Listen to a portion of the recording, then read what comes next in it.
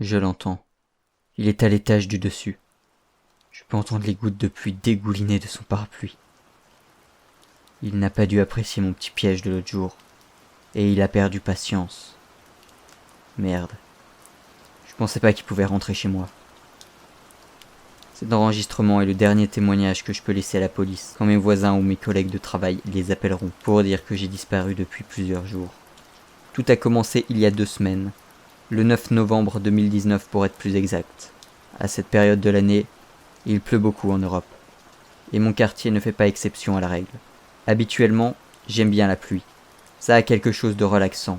Mais il y a 2 semaines, alors qu'il s'était mis à pleuvoir en milieu de soirée, je suis passé devant la fenêtre de mon salon, qui donne vue sur la route traversant tout le quartier. Et là, je l'ai vu pour la première fois. Un grand homme, habillé d'un long manteau brun foncé, et d'un jeans noir, et des chaussures brunes en cuir. Il avait la peau vraiment très pâle, et les cheveux bruns foncés, quasiment noirs. Dans sa main droite, il tenait un grand parapluie noir pour se protéger des centaines de gouttes qui devaient tomber à la seconde sur le mètre carré. Et sa main gauche était totalement dissimulée dans son grand manteau brun. Mais ce qui m'a le plus marqué la première fois que je l'ai vu, ce n'était pas ses habits, ou son grand parapluie noir, non. Ce qui m'a le plus marqué, c'était son grand sourire qu'il abordait, et ses yeux constamment ouverts qui fixaient ma maison. Au début, j'avais simplement trouvé ça bizarre, et je pensais que c'était simplement un mec, un peu zarbe, qui devait être allé chez une personne du quartier, et qui attendait simplement un Uber, ou un ami sous la pluie pour rentrer chez lui. Mais je me suis vite rendu compte que non. Car 2 heures après, une fois que j'avais fini de cuisiner, je suis retourné dans mon salon pour manger. Et il était toujours là, immobile sous la pluie, avec son grand parapluie ouvert. Toujours à regarder ma maison. J'ai un peu eu peur, et j'ai descendu tous mes volets, et j'ai actionné mon alarme anti-intrusion, au cas où c'était un psychopathe qui voulait s'introduire chez moi pendant la nuit. Puis vers 23 heures, je suis allé me coucher. Le lendemain matin, quand je me suis réveillé, il pleuvait toujours, mais très peu. J'ai donc relevé tous mes volets. Et là, je l'ai vu. Il était toujours là, au même putain d'endroit, à regarder ma maison avec son grand sourire et son grand parapluie noir, dans la même main. J'ai vraiment eu peur quand je l'ai vu cette fois-ci. Je me suis demandé sur quel genre de fou j'étais tombé, et pourquoi il regardait toujours ma maison. J'étais sur le point d'appeler la police, quand les dernières gouttes de pluie venaient de tomber. Et à ce moment-là, il s'est enfin mis à bouger. Sa main fourrée dans son grand manteau sortit doucement jusqu'à atteindre son parapluie. Puis il descendit son parapluie devant lui. Celui-ci était tellement large qu'il cachait entièrement l'homme. Puis il le ferma. Et au fur et à mesure que le parapluie se refermait et qu'il rétrécissait, je constatais que l'homme derrière le parapluie n'était plus là. Et au moment où le parapluie fut entièrement fermé, il ne restait plus que la petite pointe noire du parapluie qui disparut à son tour dans un petit nuage de fumée noire, comme s'il s'évaporait. À ce moment-là, j'ai pas vraiment compris ce qui venait de se passer. J'ai donc reposé mon téléphone, et je me suis assis sur une chaise, à regarder l'emplacement où il y a quelques secondes encore, l'étrange homme avait fixé ma maison toute la nuit sous la pluie. Au début, j'ai pensé que j'étais devenu fou l'espace d'une soirée et d'une matinée, et que ce n'était que le fruit de mon imagination. Mais au fond de moi, je n'y croyais pas, et j'étais persuadé que tout ça était vrai. Et je me demandais ce que cet homme me voulait. Mais j'ai vite dû arrêter d'y penser, car en jetant un bref coup d'œil sur ma montre, j'ai rapidement compris que les longues minutes que j'avais prises à regarder l'emplacement, où attendait ce taré, avaient empiété sur mon temps de préparation. Et j'ai vite dû prendre mon café pour ne pas être en retard à mon boulot. Et je n'avais plus pensé à ce que j'avais vu de toute la journée.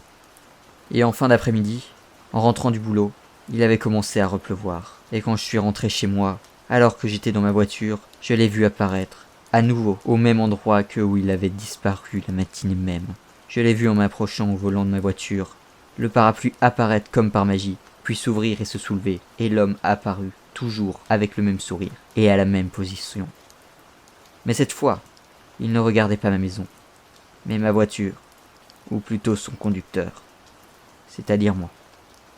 Quand je suis arrivé dans ma cour, je suis descendu de mon véhicule, et j'ai directement traversé la route pour me retrouver face à lui. À ce moment-là, je devais être à 2 mètres de lui, et il me fixait toujours avec son regard tellement creepy.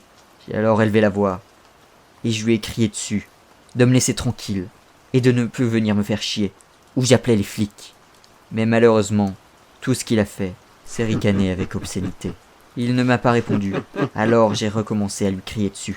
Mais cette fois-ci, je me suis fait interrompre immédiatement par mon voisin d'en face. Il a ouvert sa fenêtre et m'a crié d'arrêter de crier sur sa maison, ou c'était lui qui allait appeler les flics. Je lui ai donc dit que je ne criais pas après sa maison, mais après l'homme qui attendait devant.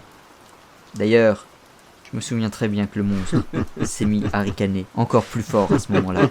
Mon voisin m'a alors dit que je devais me reposer et que je devais trop travailler, car mon esprit me jouait des tours, car il n'y avait personne devant sa maison, à part moi. Il a alors arrêté de pleuvoir au même moment, et l'homme au parapluie a de nouveau disparu, de la même façon que la dernière fois, simplement en fermant son parapluie devant lui. Et pouf, plus rien. Alors qu'il était à peine à quelques mètres de moi, j'ai eu beaucoup trop peur pour essayer de le bousculer ou de le frapper pour le dissuader de revenir. Alors je suis simplement rentré chez moi, frustré d'un côté que mon voisin m'avait pris pour un fou, et en même temps apeuré qu'il n'y ait que moi qui puisse voir ce monstre à apparence humaine. Je me suis alors dit que la prochaine fois qu'il pleut, j'appelle réellement la police. Et c'est ce que j'ai fait. Plus tard dans la soirée, il s'est remis à pleuvoir, et il a de nouveau réapparu. J'ai donc appelé les flics, et 20 minutes plus tard, ils étaient chez moi, et je leur ai dit tout ce qui s'était passé, en leur montrant l'homme qui était toujours là, avec son grand sourire et son parapluie. Mais comme je pouvais l'imaginer, eux aussi, ils me dirent simplement qu'il n'y avait personne, et que appeler les forces de l'ordre pour aucune raison valable était une chose très grave, et qu'une lourde sanction pouvait m'être versée. J'ai alors sorti mon téléphone, car c'était le dernier espoir que j'avais de leur prouver que je n'étais pas fou. Et là, après avoir pris une photo de l'étrange individu, je n'en croyais pas mes yeux. La photo était totalement brouillée, et on ne voyait rien de bien visible. Et surtout, l'homme n'apparaissait pas. Ils m'ont alors dit que je devais réellement consulter un médecin pour folie. Et ils sont repartis, aussi vite qu'ils étaient venus. Et il pleuvait toujours, et il était toujours là, l'homme au parapluie, toujours en train de me fixer et de rigoler. Et en début de soirée, j'ai constaté une chose que je n'avais pas remarqué les premières fois, mais en le dévisageant, j'ai remarqué quelque chose de troublant. Il n'avait pas d'ombre. Le projecteur ne créait pas d'ombre à ses pieds, alors qu'avec son large parapluie, l'ombre portée de celui-ci devait être plutôt large, mais il n'y avait rien. Je me suis donc dit que ce mec devait être un putain de fantôme. Le lendemain, alors qu'il faisait un grand beau temps dehors, je me suis rendu chez ma voisine d'à côté, car je me souvenais qu'elle avait installé des caméras de surveillance devant chez elle. Je lui ai simplement demandé de me laisser voir ses enregistrements, car je pensais que quelqu'un s'était amusé à y rafler ma voiture pendant la nuit. Habituellement, je n'aime pas mentir, mais je savais que de toute façon elle n'irait pas vérifier, et très gentille, elle a simplement accepté sans me poser plus de questions. Et elle m'a d'ailleurs directement dit quelque chose qui m'a fait froid dans le dos. Elle m'a dit que depuis plusieurs jours, dès qu'il pleuvait, ces caméras de surveillance en direction de ma maison se brouillaient, et les seules choses apparentes sur les images étaient du bruit. Et ma vision des caméras m'ont confirmé ces dires, dès qu'il se mettait à pleuvoir, donc dès que l'homme devait apparaître, les caméras n'affichaient plus que du bruit, là où le champ de vision portait sur l'homme. Je suis alors rentré chez moi, et saoulé de la situation, j'ai arrêté de me soucier de cet énergumène, jusqu'à ce fameux jour. C'était il y a exactement 9 jours. Il ne s'était rien passé de particulier avant. Juste dès qu'il pleuvait, il réapparaissait devant ma maison, toujours à me fixer, et à disparaître dès qu'il s'arrêtait de pleuvoir. C'était devenu un petit peu habituel. Tous les jours, dès qu'il se mettait à pleuvoir, je regardais si, comme par magie, il n'avait pas disparu, qu'il ne reviendrait pas. Mais il était toujours là. J'avais commencé à m'habituer. Je m'étais dit que finalement, c'était peut-être juste un fantôme et il ne pouvait rien faire de plus que rester là, à me regarder. Mais il y a 9 jours, tout a changé. Il devait être à peu près 16 heures quand il s'est mis à pleuvoir.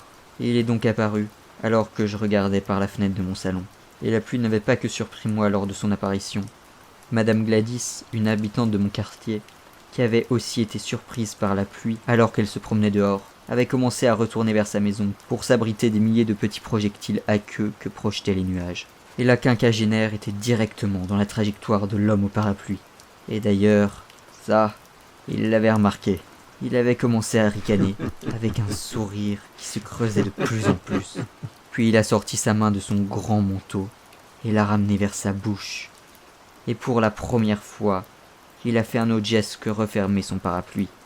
Il a mis son index devant sa bouche, comme pour me dire de ne rien dire. Puis il a mis sa main sur le manche de son parapluie et l'a baissé devant lui, le cachant encore une fois entièrement. Mais là, il attendait. Il attendait que Madame Gladys passe derrière lui. Et moi, j'ai attendu. J'étais curieux de voir ce qu'il allait simplement faire. Et là, Au moment où elle est passée derrière le grand parapluie, il s'est instantanément refermé, faisant disparaître l'homme comme à l'habitude, mais aussi et surtout la pauvre femme qui ne faisait que marcher pour retourner chez elle. C'est là que j'ai été sous le choc le plus total. Il ne s'était pas arrêté de pleuvoir, et pourtant, ce monstre avait disparu, en emportant un humain qui n'avait rien demandé. Je commençais à me poser de plus en plus de questions. Pourquoi elle? Pourquoi moi? L'a-t-il enlevé pour me faire peur? Lui fera-t-il du mal? Tant de questions sans réponse qui me trottaient dans la tête à ce moment-là. J'ai donc paniqué, et j'ai couru jusqu'à mon téléphone fixe. À côté de celui-ci, il y avait un annuaire, où il était inscrit tous les numéros de mes voisins. Je les avais échangés avec eux il y a 3 ans, quand j'ai aménagé dans cette maison autour d'un grand barbecue. J'ai directement su retrouver le numéro de téléphone de Madame Gladys, et je me suis empressé de l'appeler sur son portable. Après plusieurs bips, le répondeur. Mais j'ai insisté, encore et encore, une dizaine de fois sans relâche, sans une seconde de répit. Et j'ai laissé des messages, beaucoup de messages, jusqu'à ce que sa boîte vocale soit pleine. Et c'est là que mes espoirs se sont effondrés. Elle n'était plus là. Elle avait été emportée par cette créature que seul moi pouvais voir. Le désespoir m'avait envahi. Et si j'avais ouvert la fenêtre, et que je lui avais crié de s'arrêter, peut-être qu'elle m'aurait prise pour un fou. Mais au moins, elle n'aurait pas eu à vivre ça.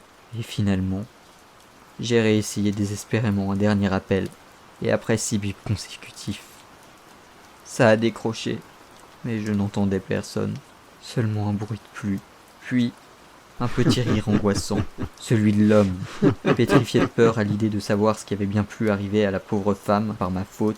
Je lâchai mon téléphone, qui heureusement pour moi, tomba sur mon pied, donc aucun dégât. Enfin bon, j'aurais préféré perdre mon téléphone qu'une voisine, et je suis allé me coucher.